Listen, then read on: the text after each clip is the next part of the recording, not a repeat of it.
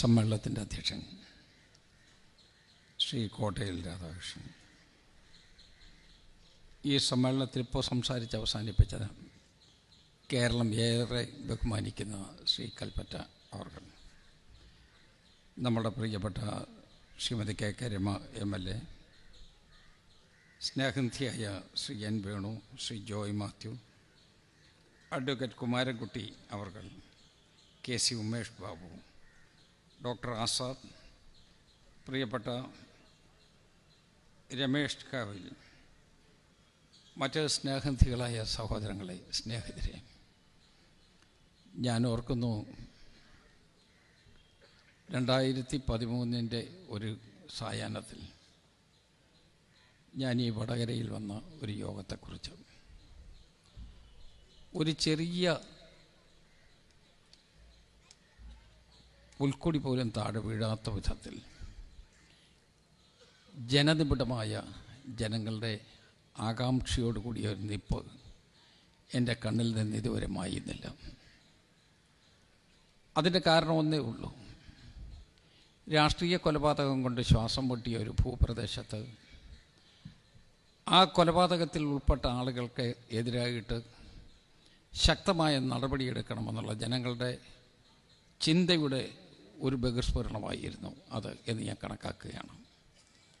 നമ്മുടെ നാട്ടിൽ ജനാധിപത്യപരമായി ജീവിക്കുവാനും നമ്മളുടെ പൗരാവകാശം ഉറപ്പിക്കുവാനും നമ്മൾക്ക് ജനങ്ങളോട് സംവാദിക്കാനും അതോടൊപ്പം തന്നെ ആശയപ്രചരണം നടത്തുവാനും ഒക്കെ ഒത്തിരി അവകാശങ്ങളുണ്ട്.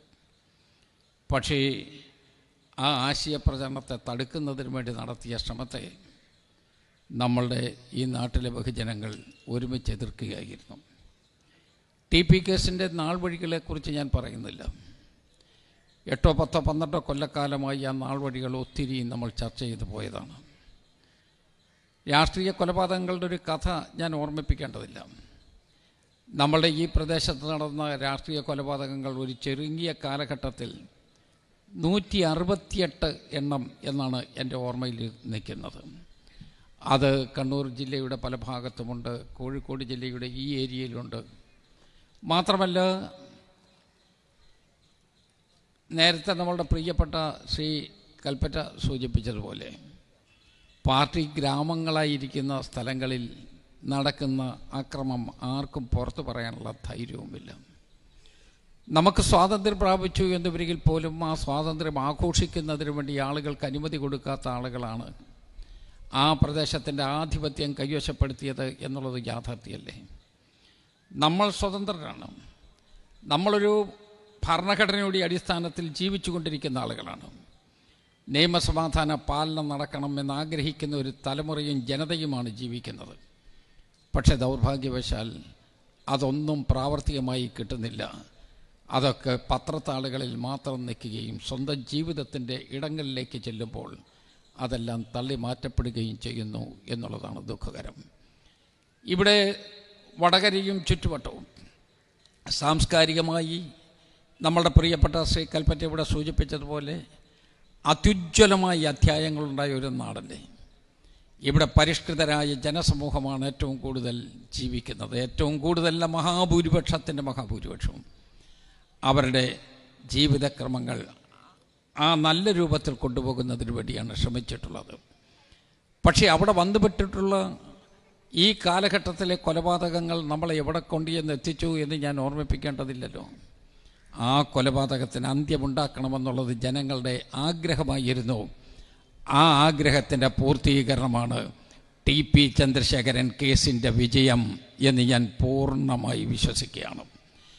ആ കേസ് വന്നു കഴിഞ്ഞപ്പോൾ നിരവധി ആളുകൾ പറഞ്ഞു, ഒരുപറ്റം ആളുകൾക്കെതിരെ അവർ പ്രതിക്കൂട്ടിലെത്തിക്കുന്നതിന് വേണ്ടി കള്ളക്കേസുകൾ അവർക്കെതിരായി കെട്ടിച്ചമച്ച് അവർക്കെതിരായി കള്ളമൊഴികൾ കൊണ്ടുവന്ന് അങ്ങനെ അവരെ കുഴപ്പത്തിലാക്കുന്നതിന് വേണ്ടിയുള്ള പരിശ്രമം രാഷ്ട്രീയമായ നീക്കമാണ് നടന്നത് എന്ന് പറഞ്ഞു.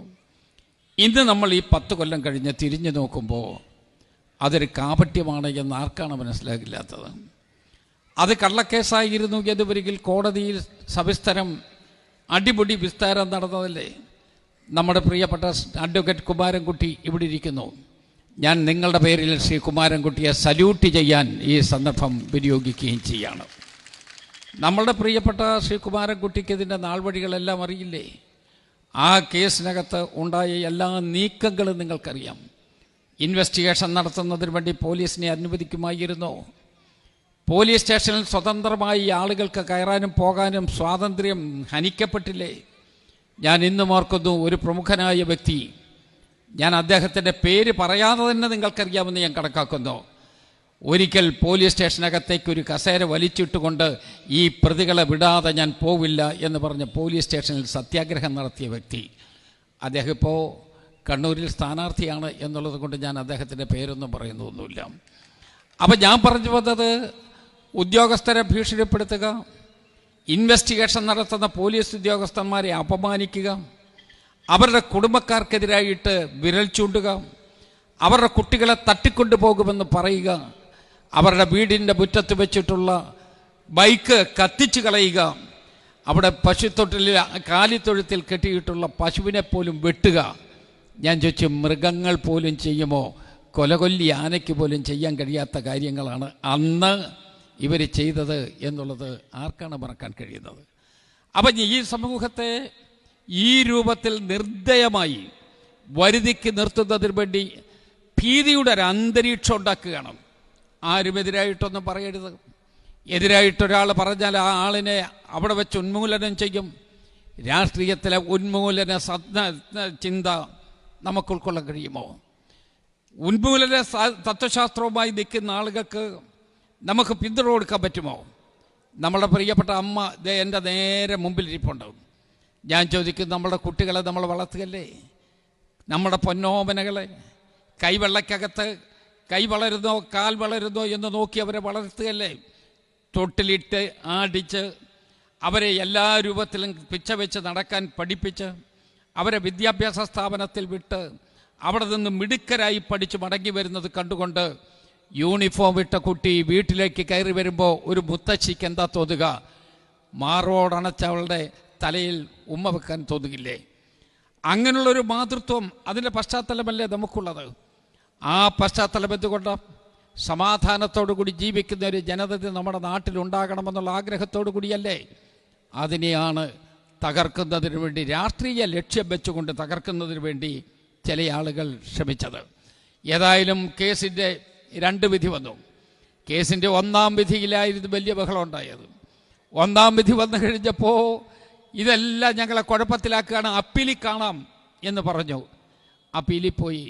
അപ്പീലിൽ കണ്ടു നമ്മൾ പുറത്തു പോയ 2 ആളുകളെ കൂടി അകത്തോട്ടിട്ട ഒരു അപ്പീൽ വിധിയാണ് ഹൈക്കോടതിയിലുണ്ടായത് എന്നുള്ളത് സത്യമല്ലേ?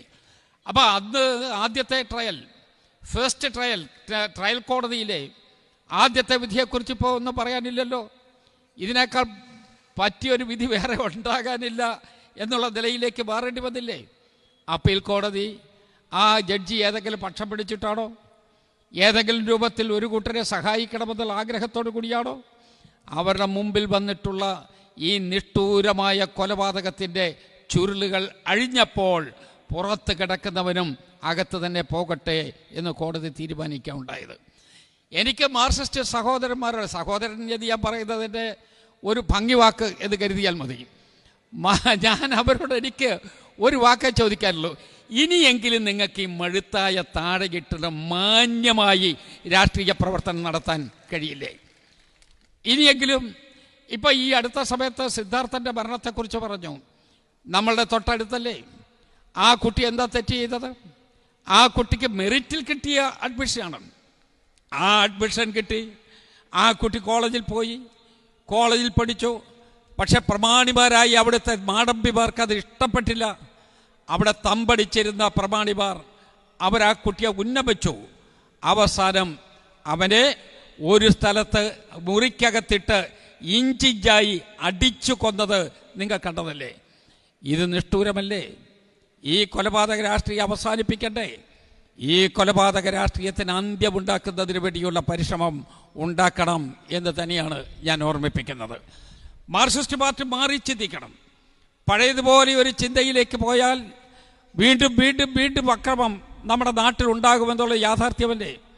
അതുകൊണ്ട് നമ്മുടെ നാട്ടിലെ അക്രമ സ്വഭാവം ഒഴിവാക്കുന്നതിന് വേണ്ടിയും ജനാധിപത്യപരമായ പാതയിലേക്ക് വരുന്നതിന് വേണ്ടിയും മാർക്സിസ്റ്റ് പാർട്ടി ഇനിയെങ്കിലും ഈ അവസാനത്തെ നിമിഷത്തിലെങ്കിലും ചിന്തിക്കണം എന്ന് ഞാൻ ഓർമ്മിപ്പിക്കുകയാണ്. ബഹുമാന്യ നമ്മുടെ പ്രിയപ്പെട്ട ശ്രീ രാഹുൽ മാങ്കൂട്ടം ഇവിടെ എത്തിയിട്ടുണ്ട്. അദ്ദേഹം കുറേ കാര്യങ്ങളെക്കുറിച്ച് സംസാരിക്കും എന്നെനിക്ക് നല്ല ഉറപ്പുമാണ്. ഞാൻ പറഞ്ഞു വന്നത് അക്രമ രാഷ്ട്രീയമാണ് നമ്മുടെ പ്രധാനപ്പെട്ട പ്രശ്നം. ആ അക്രമ രാഷ്ട്രീയത്തിന് അറുതി ഉണ്ടാക്കണമെന്നുള്ളതാണ് നമ്മുടെ ആഗ്രഹം. ആ അക്രമ രാഷ്ട്രീയത്തിന് തീ കൊളുത്തിക്കൊണ്ട് കൂടുതൽ കേരളത്തെ കത്തിക്കുന്നതിന് വേണ്ടിയുള്ള പരിശ്രമം നടത്തുന്ന ആളുകൾ, അവരെ ജനാധിപത്യപരമായി തന്നെ നമ്മൾ നേരിടേണ്ടി വരും. അവർക്കെതിരായി നമ്മുടെ കയ്യും കൈപ്പത്തിയും ഉയരണം എന്ന് തന്നെയാണ് എനിക്ക് നിങ്ങളോട് ഓർമ്മിപ്പിക്കാനുള്ളത്. അതിനുള്ള പരിശ്രമത്തിലേക്ക് പോകേണ്ടി വരും. ശ്രീ ടി പി ചന്ദ്രശേഖരൻ കേസിനകത്തെ 2-3 പേരെ ആ കേസിനെ കുറിച്ച് പറയുമ്പോൾ ചില ആളുകളെ ഞാൻ സല്യൂട്ട് ചെയ്യാതെ പോയാൽ സത്യം പറഞ്ഞാൽ ഞാൻ ചെയ്യുന്ന ഏറ്റവും വലിയ തെറ്റായിരിക്കുമെന്നാണ് എൻ്റെ വിശ്വാസം. നമ്മളന്ന് ഈ അന്വേഷണം നടത്തുന്നതിന് വേണ്ടി വിൻസെൻ്റ് പോൾ, കേരളം കണ്ടതിലെ ഏറ്റവും പ്രഗത്ഭനായ IAS ഉദ്യോഗസ്ഥൻ, ശ്രീ വിൻസെൻ്റ് പോളിൻ്റെ നേതൃത്വത്തിൽ അനൂപ് കുരുവിളി അടക്കം, ഷൗക്കത്ത് അലി അടക്കം, നമ്മളുടെ പ്രിയപ്പെട്ട ശ്രീ സന്തോഷ് അടക്കം, ജോസി കുര്യൻ അടക്കം, അവരെല്ലാം ഒരുമിച്ച് നിന്ന് ഒറ്റക്കെട്ടായി ഈ അനീതിക്കെതിരായി പടപൊരുതി കൊണ്ടാണ് ഈ കൈ നിറയെ രക്തക്കറയുമായി നിന്നാളുകളെ ജനങ്ങളുടെ മുമ്പിലേക്ക് കൊണ്ടുവരാൻ കഴിഞ്ഞത്. അവരുടെ ജീവൻ പണയം വെച്ചാണ് പോയത്, അന്വേഷണം നടത്തിയത് എന്നുള്ളത് നിങ്ങൾക്കറിയാം. മുഴക്കോടി മലയെക്കുറിച്ച് കേൾക്കാത്ത ആളുകൾ ഇന്ന് കേരളത്തിൽ ഉണ്ടാവുകയില്ല. കേരളത്തിലെ ആബാലവൃദ്ധം ആളുകൾക്കും അറിയാം എന്താ മുഴക്കോടി മലയ്ക്കുള്ള പ്രത്യേകത. എന്താ ടൂറിസ്റ്റ് കേന്ദ്രമല്ലോ ആയതുകൊണ്ടാണ്? അല്ല. മുഴക്കോടി മലയിലെ ഒരു മലയുടെ മേളിൽ ഒരു ഷെഡ് കെട്ടി അവിടെ ഈ കൊലയാളികൾ തമ്പടിച്ച് കിടന്നതെടുത്തതാണ് യഥാർത്ഥത്തിൽ പ്രച്ഛന്ന വേഷധാരികളായ ഈ ഉയർന്ന പോലീസ് ഉദ്യോഗസ്ഥന്മാർ അതിൻ്റെ മേളിൽ ചെന്ന് ഈ പ്രതികളെ കയ്യോടെ പിടിച്ച് കൂട്ടിലേക്ക് കൊണ്ടുപോയത് എന്നുള്ള യാഥാർത്ഥ്യം നിങ്ങൾ മറക്കരുത്. സാധാരണഗതിയിൽ ഒരു പോലീസ് ഉദ്യോഗസ്ഥൻ ചെയ്യുന്നതാണോ? പോലീസ് ഉദ്യോഗസ്ഥൻ ഈ പാതിരാ നേരത്ത് അവിടെ പോകണമെന്ന് നിർബന്ധമെന്താ? അത് ഡ്യൂട്ടിക്കകത്തുള്ള ഭാഗമാണോ? അല്ല. അതിനേക്കാളപ്പുറത്ത് അവൻ്റെ മനസാക്ഷിയോടുള്ള ഒരു ചോദ്യമുണ്ട്. ഈ കൊലപാതക രാഷ്ട്രീയം ഇനിയും നമുക്ക് കേരളത്തിൽ അനുവദിക്കാൻ പറ്റുമോ എന്നുള്ള ചോദ്യമാണ്. അവരുടെ ജീവൻ പണയം വെച്ചാണ് ആ സ്ഥലത്ത് പോയത് എന്നുള്ളത് നിങ്ങൾക്കറിയില്ലേ? ഇന്നിപ്പോൾ മുഴക്കോടി മലയുടെ തൊട്ട് താഴെ ഒരു ക്ഷേത്രമുണ്ട്, ലോകപ്രസിദ്ധമാണ്. ആ ക്ഷേത്രത്തെക്കുറിച്ച് നമ്മളുടെ DGP ജേക്കബ് പുന്നൂസ് ഒരു പുസ്തകം തന്നെ എഴുതിയിട്ടുണ്ട്. ആ ക്ഷേത്രത്തെക്കുറിച്ച് ലോകമൊട്ടാകെ ഇപ്പോൾ അറിയുന്നതാണ്. അപ്പോൾ TP ചന്ദ്രശേഖരൻ കേസ് അന്വേഷണത്തിനകത്ത് ഈ കൊലക്കേസ് മാത്രമല്ല, അതിൻ്റെ അനുബന്ധമായ ചില കഥകൾ കൂടി വരികയാണ്. അതിലൊന്നാണ് ഞാൻ ഈ പറഞ്ഞു വന്നത്. മുഴക്കോടി മലയുടെ തുടക്കത്തിലുള്ള ക്ഷേത്രത്തെക്കുറിച്ച് പറഞ്ഞത്. ഇങ്ങനെ പല സംഭവങ്ങളും നമ്മുടെ മുമ്പിൽ ഓടിയെത്തുകയാണ്. നമുക്ക് ഈ കൊലപാതക രാഷ്ട്രീയം ഇല്ലാതാക്കുന്നതിന് ശ്രമിക്കണം. ആ ശ്രമം ഒരു ഭാഗത്ത് നടത്തുമ്പോഴാണ് യഥാർത്ഥത്തിൽ കേരളത്തിൻ്റെ മുഖ്യമന്ത്രി തന്നെ കൊലയാളികൾക്ക് അനുകൂലമായി അഭിപ്രായ പ്രകടനം നടത്തുന്നത്. നമ്മുടെ കുട്ടികൾ ഇവിടെ മുഖ്യമന്ത്രി വന്ന യോഗത്തിൽ അവിടെ കറുത്ത കൊടി കാണിക്കാൻ പോയി. കറുത്ത കൊടി കാണിക്കുക എന്ന് പറഞ്ഞാൽ അതുകൊണ്ട് തൂക്കുകയറ് കൊണ്ട് കൊടുക്കുക എന്നൊന്നും അല്ലല്ലോ. കറുത്ത കൊടി കാണിക്കുക എന്ന് പറയുന്നത് അവരുടെ പ്രതിഷേധത്തിൻ്റെ ഒരു അടയാളം മാത്രമല്ലേ, അടയാളപ്പെടുത്തലല്ലേ. ആ കറുത്ത കൊടി കാണിക്കാൻ പോകുന്ന കുട്ടികളെ ചെടിച്ചട്ടി കൊണ്ട് അടിച്ച് അവൻ്റെ തല തകർത്ത് ഹെൽമറ്റ് കൊണ്ട് അവനെ തല്ലി ജീവനില്ലാതാക്കാൻ ശ്രമിച്ച നിഷ്ഠൂരമായ പരിശ്രമം കേരള പോലീസിൻ്റെ കേരളത്തിലെ നീതിന്യായ വശത്ത് ആദ്യത്തെ അനുഭവമാണ്. എന്താ മുഖ്യമന്ത്രി പറഞ്ഞത്? ഞാൻ കരുതി ഈ ചട്ടി കൊണ്ടടിച്ച് തല തകർത്ത് കൊല്ലാൻ ശ്രമിച്ച ആളുകൾക്കെതിരെ 307-ാം വകുപ്പനുസരിച്ച് കൊലക്കുറ്റത്തിന് കേസെടുക്കുമെന്ന് പറഞ്ഞു എന്ന് കരുതിയപ്പോഴാണ് ക്യാബിനറ്റ് യോഗം കഴിഞ്ഞ് മുഖ്യമന്ത്രി പുറത്തോട്ട് വന്നിട്ട് പറഞ്ഞു, ഇത് ജീവൻ രക്ഷാ നടപടിയാണ്, അതുകൊണ്ട് ജീവൻ രക്ഷാ നടപടിയായിട്ട് കാണുകയാണ്. ജീവൻ രക്ഷാ നടപടി എന്ന് മാത്രമല്ലല്ലോ, അവർക്കെല്ലാം ഈ അക്രമം കാണിച്ച പോലീസുകാർക്കെല്ലാം, പോലീസ് അന്നും പോലീസുണ്ട് ഇന്നും പോലീസുണ്ട്, പക്ഷേ അക്രമം കാണിച്ച ഈ പോലീസുകാർക്ക് ന്യൂ സർവീസ് എൻട്രിയാണ് കൊടുത്തത്. എന്ന് പറഞ്ഞാൽ 3 കൊല്ലം കൂടി അവർക്ക് എക്സ്റ്റൻഷൻ കിട്ടുകയാണ്. ന്യൂ സർവീസ് എൻട്രി വന്നു കഴിഞ്ഞാൽ സ്വാഭാവികമായും അവരുടെ കാലാവധി റിട്ടയർ ചെയ്യുന്നതിൻ്റെ 3 കൊല്ലക്കാലം കൂടി കൊടുക്കുകയാണ്. ഞാൻ ചോദിച്ചു, ഇങ്ങനെയുള്ള അക്രമികൾക്ക്, ഇങ്ങനെയുള്ള തെറ്റായ പ്രവർത്തനം നടത്തുന്ന ആളുകൾക്ക് സർവീസിൽ 3 കൊല്ലം കൂടി നീട്ടിക്കൊടുക്കുമെങ്കിൽ അതിനേക്കാൾ നിഷ്ഠൂരമായ കൊലപാതകം നടത്തുന്നവർക്ക് എത്ര വർഷമാണ് കേരളത്തിൻ്റെ മുഖ്യമന്ത്രി നീട്ടിക്കൊടുക്കാൻ പോകുന്നത് എന്ന് നമ്മൾ അറിയണ്ടേ? ഈ സംസ്ഥാനം ഭരിക്കുന്നതാണ്. നമ്മുടെ നീതിബോധത്തോടു കൂടി പോകുന്ന ജനതയുടെ താല്പര്യങ്ങൾ പരിരക്ഷിക്കുമെന്ന് പറഞ്ഞ് സത്യപ്രതിജ്ഞ ചെയ്ത ഒരു മുഖ്യമന്ത്രിയാണ്. ആ സത്യവാചകം ചൊല്ലിയ അതേ കെട്ടിടത്തിനകത്തു നിന്ന് തന്നെ ഇവർക്കെല്ലാം ഗുഡ് സർവീസ് എൻട്രി കൊടുക്കുന്നതിന് വേണ്ടിയുള്ള തീരുമാനമെടുത്തത്. അപ്പോഴാർക്കാ പ്രശ്നം? യഥാർത്ഥത്തിൽ ഇതിൻ്റെ കുറ്റക്കാർ ആരാണ് എന്ന് നിങ്ങൾക്കറിയണം. ഇതിൽ പല കേസുകളിലെയും പ്രതികളെ നമുക്ക് തെരഞ്ഞു പിടിക്കാൻ പറ്റും. കാരണം അവർക്കെതിരായി തെളിവുകളുണ്ട്. തെളിവുകളില്ലാതെ ഈ കുറ്റകൃത്യത്തിൽ നിന്ന് രക്ഷപ്പെടുന്ന ചില ആളുകളുണ്ട്. ഞാൻ പച്ചയായി പറയുന്നു, അതിലൊന്ന് കേരള മുഖ്യമന്ത്രി പിണറായി വിജയനാണ് എന്നുള്ള കാര്യത്തിൽ ഒരു തർക്കവുമില്ല. അദ്ദേഹം ഒരു നേരം സമാധാനപരമായി ഇരിക്കട്ടെ. അദ്ദേഹം ഈ അക്രമകാരികളെ പ്രോത്സാഹിപ്പിക്കാതിരിക്കട്ടെ. അദ്ദേഹം നീതിബോധത്തോടുകൂടി നമ്മുടെ ഈ സംവിധാനം മുന്നോട്ട് കൊണ്ടുപോകുന്നതിന് തീരുമാനിക്കട്ടെ. അന്ന് ഈ കേരളത്തിലെ അക്രമത്തിന് ഫുൾ സ്റ്റോപ്പ് വീടില്ലേ? അപ്പോൾ അധികാരത്തിലിരിക്കുന്നവരുടെ തണലിലാണ് ഈ അക്രമമെല്ലാം കാണിക്കുന്നത് എന്ന് നിങ്ങൾക്കറിയാമല്ലോ. ഞാൻ പറഞ്ഞു വന്നത് ശ്രീ സിദ്ധാർത്ഥനെ കുറിച്ചാണ്. ശ്രീ സിദ്ധാർത്ഥൻ അദ്ദേഹത്തിൻ്റെ മുറിയിൽ വെച്ച് 3 ദിവസമായി അടിച്ച് പച്ചവെള്ളം കൊടുക്കാതെ, ഭക്ഷണം കൊടുക്കാതെ പൂട്ടിയിട്ട് ആ കുട്ടിയെ തല്ലിക്കൊന്നതിന് ആർക്കെതിരെയ നടപടി? അന്വേഷണം നടത്തിയില്ല. CBIക്ക് വിടാൻ അവസാനം തീരുമാനിച്ചു. CBIക്ക് വിടുന്നതിന് വേണ്ടി അവസാനം തീരുമാനിച്ചു. എന്തുകൊണ്ട്? ബഹുജന പ്രക്ഷോഭണത്തിന് മുമ്പിൽ പിടിച്ചു നിൽക്കാൻ കഴിയാത്തത് കൊണ്ടും ഇവിടെ ഒരു തെരഞ്ഞെടുപ്പ് വാതിക്കൽ വന്ന് മുട്ടി നിൽക്കുന്നു എന്നുള്ളത് കൊണ്ടും സ്വന്തം തടി തപ്പുന്നതിന് വേണ്ടി CBI എങ്കിൽ CBI എന്നുള്ള നിഗമനത്തോടു കൂടി ഇത് വിട്ടതാണ്. ശ്രീ TP ചന്ദ്രശേഖരൻ്റെ കേസിനകത്ത് ഫൈനാലിറ്റി വന്നു കഴിഞ്ഞാൽ CBIക്ക് പോകാൻ കഴിയില്ല. സ്വാഭാവികമായും താഴത്തെ കോടതി, ട്രയൽ കോടതി ഫൈനലായി ഒരു വിധി പ്രഖ്യാപിച്ചു. ആ വിധിക്ക് അപ്പുറത്തേക്ക് നമ്മൾ പോകണമെങ്കിൽ അപ്പീൽ കൊടുക്കുക മാത്രമേ സാധ്യമാകൂ. ആ അപ്പീൽ കൊടുത്തു. അപ്പീൽ കോടതി എന്ത് ചെയ്തു? ഈ കേസ് റീഓപ്പൺ ചെയ്തു. എങ്ങനെയാണ് റീഓപ്പൺ ചെയ്തത്? അതിനകത്ത് വെറുതെ താഴത്തെ കോടതി വെറുതെ വിട്ട 2 ആളുകളെ അപ്പീൽ കോടതി ശിക്ഷിച്ചു. അവർക്കും ശിക്ഷാ നടപടി, അതിലേക്ക് ശിക്ഷയ്ക്ക് വിധേയരാകണം എന്ന് പറഞ്ഞു. അതിൻ്റെ അർത്ഥം ഇത് റീഓപ്പൺ ചെയ്യുന്നതിന് വേണ്ടി ഹൈക്കോടതി തീരുമാനിച്ചു എന്നാണ്. അത് ഒരിക്കൽ റീഓപ്പൺ ചെയ്യാൻ തീരുമാനിച്ചാൽ വൈഡർ കോൺസ്പിറസിയെക്കുറിച്ച് അന്വേഷണം നടത്തണമെന്ന് കോഴിക്കോട് സ്പെഷ്യൽ ജഡ്ജിയും ഇവിടെ ഹൈക്കോടതിയിലെ ജഡ്ജിയും ഒരുപോലെ പറഞ്ഞിട്ടുള്ളൊരു കേസ്. ഇനി അതിൻ്റെ ഏക പോംവഴി, വൈഡർ കോൺസ്പിറസിയെക്കുറിച്ച് അന്വേഷിക്കാനുള്ള ഏക പോംവഴി CBI അന്വേഷണം തന്നെയാണ് എന്നുള്ളത് ആർക്കാണ് അറിയാൻ കഴിയാത്തത്? അതാണ് നിയമസംഹിത, അതാണ് നിയമത്തിൽ പറഞ്ഞിട്ടുള്ളത്. ആ നിയമത്തിൻ്റെ വശത്തിലൂടെ മുന്നോട്ട് പോകണം. ഞാൻ ശ്രീമതി രമയെയും നമ്മുടെ പ്രിയപ്പെട്ട ശ്രീ വേണുവിനെയും RMPയിലെ സഹോദരന്മാരെയും നിറഞ്ഞ മനസ്സോടുകൂടി ഞാൻ നിങ്ങളെ അഭിനന്ദിക്കുകയാണ്. കാരണം ഈ കേസ് മുന്നോട്ട് കൊണ്ടുപോകുന്നതിന് വേണ്ടി ഒത്തിരി പ്രതിബന്ധങ്ങൾ വന്ന് അത് മറികടക്കാൻ നിവൃത്തിയില്ലാതെ നമ്മളിങ്ങനെ വട്ടം ചുറ്റി നിന്ന സന്ദർഭത്തിലും യഥാർത്ഥത്തിൽ ആ കേസ് മുന്നോട്ട് കൊണ്ടുപോകുന്നതിന് വേണ്ടി ഹൈക്കോടതിയെ സമീപിക്കാൻ തീരുമാനിച്ച നിങ്ങളുടെ തീരുമാനമാണ് ഈ കേരളത്തിലെ രാഷ്ട്രീയ കൊലപാതകത്തിനേറ്റ ഏറ്റവും വലിയ ആഘാതമതിയെ കണക്കാക്കുകയാണ്. അത് മുന്നോട്ട് കൊണ്ടുപോകണം. ഇനിയും നമുക്കിതിന് അവസാനമുണ്ടാക്കിയേ മതിയാകൂ. ഈ കൊലപാതകത്തിൻ്റെ പഴയ കെട്ട് വീണ്ടും ഇവിടെ അഴിക്കാനിടയാകരുത്. ഇഷ്ടമില്ലാത്തവരെ തട്ടിക്കളയുകയും ഇഷ്ടമുള്ളവൻ്റെ തോളിൽ കൈയിട്ട് നടക്കുകയും ചെയ്യുന്ന ഒരു പ്രാകൃത സമ്പ്രദായം, ആ സമ്പ്രദായം കേരളത്തിൽ എന്നേക്കുമായി അവസാനിപ്പിക്കുന്നതിന് വേണ്ടിയുള്ള നടപടിയിൽ നമ്മൾ ഒത്തൊരുമിച്ച് പോകണം എന്ന് ഞാൻ അഭ്യർത്ഥിക്കുകയാണ്. ഞാൻ ദീർഘിപ്പിക്കുന്നില്ല.